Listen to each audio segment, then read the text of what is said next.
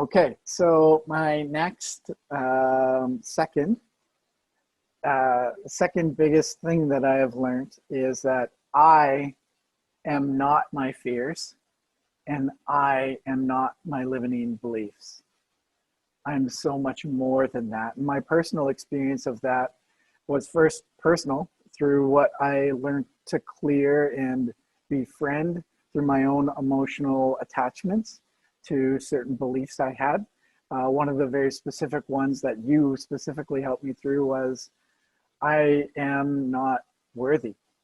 I am not enough. And it was a huge barrier in my business that I needed to break through to be okay with failing, with failing. And there was a belief set there that you helped me go through. So really understanding that I am not my fears and I am not my limiting beliefs. I learned that personally first, and then that gave me the gift to be able to help others with it.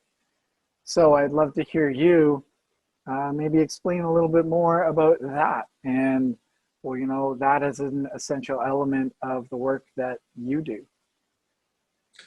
Yeah, so our fears, our limiting beliefs are illusion.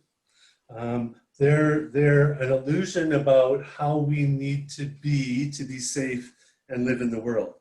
Um, One of the acronyms for fear is false evidence appearing real. So there's stuff happening out there that one person responds to as going, oh, well, that's just a shame, or that's interesting, or that's whatever. And another responds to and saying, holy, I'm in danger. I got to get out of here. I got to protect myself.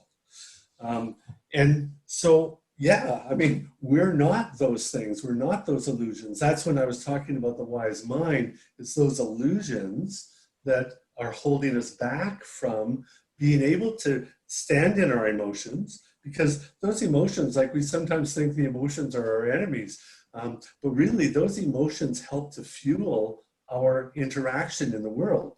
And they give us messages, they tell us what to do, they give us signals that we have to respond in some way.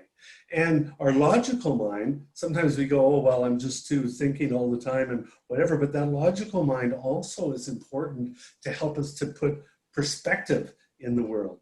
And we can't have that in a balanced way without having those illusions of our limitations out of the way. And that's really the therapeutic process, is helping ourselves to recognize that in the past, those decisions, those emotions had a positive purpose.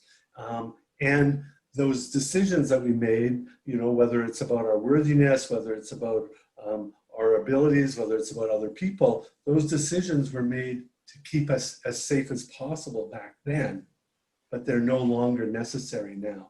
And so that's really about what the therapeutic process is about. Thank you. You are not your beliefs. Mm-hmm. You are you, and it is that essence of you that gets distorted, deleted, and generalized by the beliefs, the limiting belief. Yeah, in practicing this, I found a lot of people have kind of grabbed on to the like, oh, I shouldn't be thinking this way. I shouldn't be thinking this way. I shouldn't. And that really doesn't validate the actual value of that emotion, of that belief.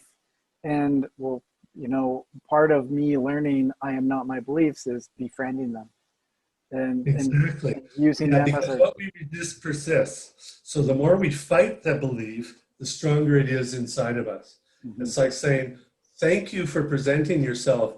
Now I know what I need to do in order to be clear of that old belief. Mm-hmm. Right? Yeah, beautiful. Yeah.